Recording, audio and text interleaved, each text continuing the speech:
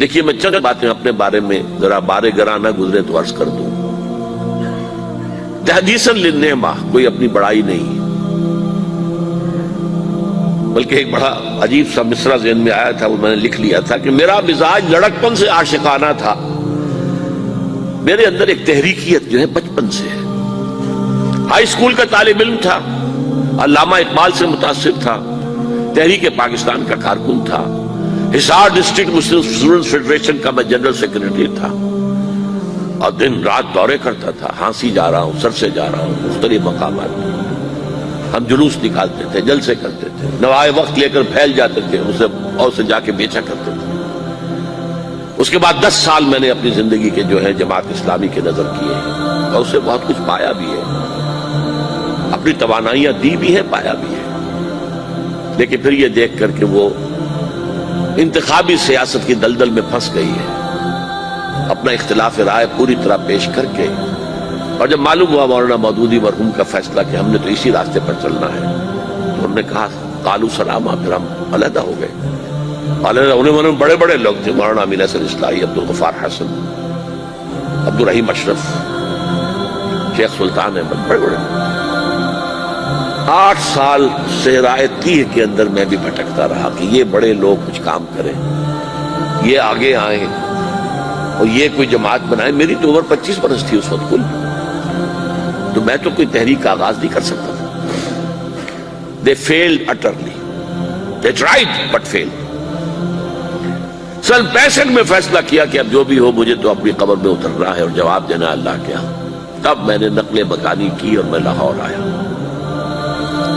اس وقت سے میں نے کیا کام شروع کیا، وہی تجدید ایمان بذریعہ قرآن.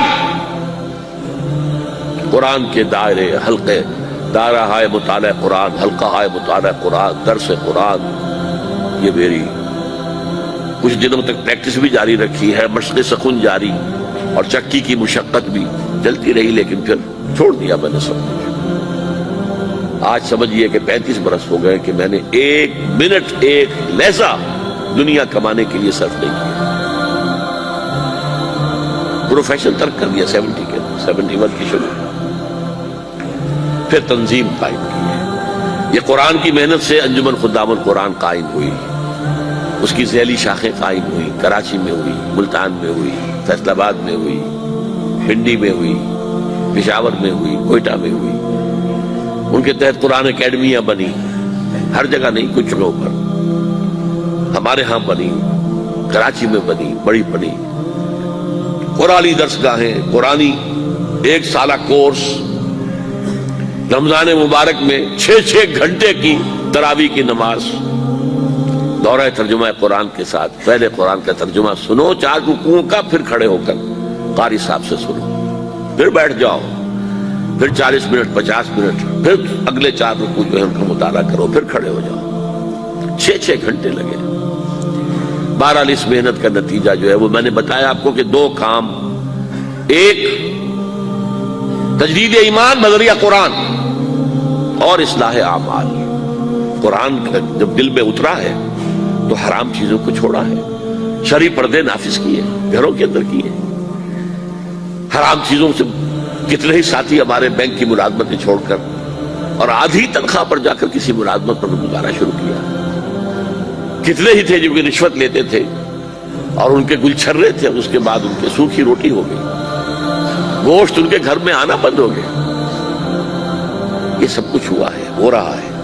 رفتار کم ہے لیکن ہو رہا ہے. یہ نہ سمجھی کہ ہے نہیں، ابھی نظر نہیں آ رہا ہے لیکن ہو رہا ہے. اس کے بعد تنظیم اسلامی قائم کی کہ بھائی اب اگر قرآن تو کہتا ہے قائم کرو دین کو، ہم نے اپنے رسول کو بھیجا ہے دین کے اظہار کے لیے، غلبے کے لیے، جہاد کرو اس کے لیے. سورہ صف میں بھی فوراً اس کے بعد جہاد.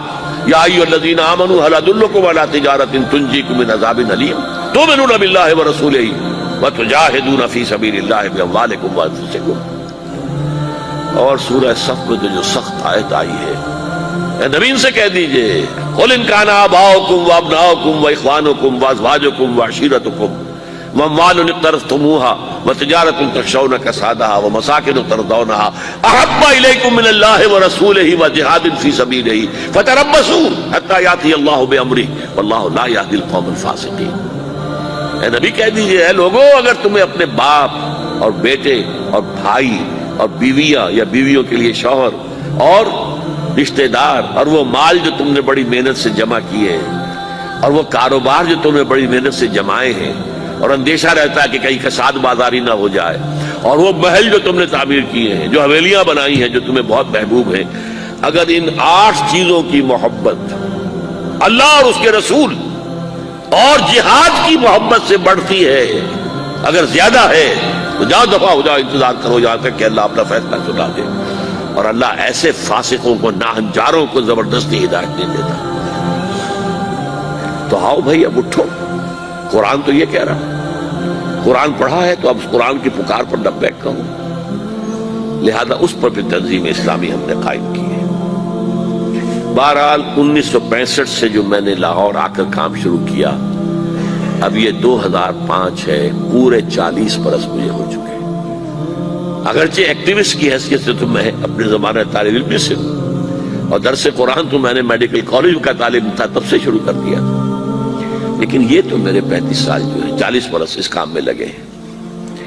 اب میں آپ سے تعاون مانگتا ہوں، من انصاری اللہ، بلکہ میں اس سے آگے بڑھ کر کہتا ہوں من انصارنا اللہ۔ اب چونکہ جماعت ہے، تنظیم ہے، اب میں اکیلا نہیں ہوں۔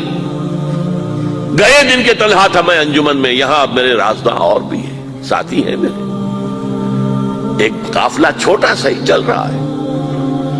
اور میرا معاملہ تو یہ ہے کہ میں تو اب چراغ سحری ہوں۔ کبھی کبھی آج کل مجھے خیال آتا ہے یہ میں اتنا ایکٹیو ہو گیا ہوں، میں 33 دن کا انڈیا کا دورہ کر کے آیا ہوں، اور کم سے کم 30 دن تو روزانہ رات کو یہی نشستیں رہی ہیں، 2 گھنٹے تقریر، 1 گھنٹہ کوسچن آنسر، اور دن میں اس کے علاوہ پروگرام بے تاش۔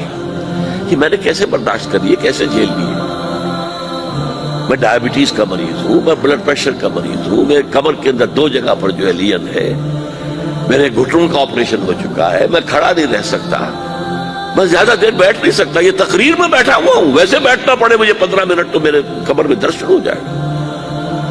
اس حالت میں مجھے کچھ نہیں ہوتا، کوئی شے مجھے جو ہے پریشان نہیں کرتی، لیکن ویسے تو میں 15-20 منٹ بھی بیٹھوں گا تو میری کمر میں تکلیف ہو جائے گی، کھڑا رہنا تو ممکن ہی نہیں ہے، بیٹھ کر نماز پڑھ رہا ہوں۔ تو میرا خیال ہوا یہ چراغ سحری جیسے چراغ بجھنے سے پہلے بھڑکتا ہے، شاید یہ کیفیت میری ہے، واللہ عالم۔ بہرحال میں آخرت کے لیے بہت آگے گئے، باقی جو ہے تیار بیٹھے، میں اس کے لیے 10 سال سے منتظر ہوں، اور اپنے لیے اس وقت سے میں کہہ رہا ہوں کہ بھائی میں نے جو کام کرنا تھا میں نے کر لیا، اب اللہ اگر کوئی اور کام لے رہا ہے تو یہ تو نافلۃً منہ، ان کی طرف سے ایک نفل ہے جو ہے، ورنہ میں اپنا کام کر چکا تھا۔ اب مجھے اولین تعاون جو آپ سے درکار ہے آج،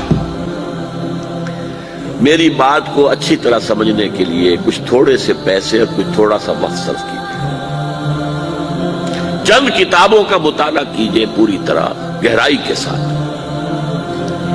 اور نوٹ اس کے اوپر کیجئے، مجھ سے اختلاف ہو تو بیان کیجئے آ کر۔ منہج انقلاب نبوی، حضور نے انقلاب کیسے برپا کیا؟ اس لیے کہ یہ ہے وہ چیز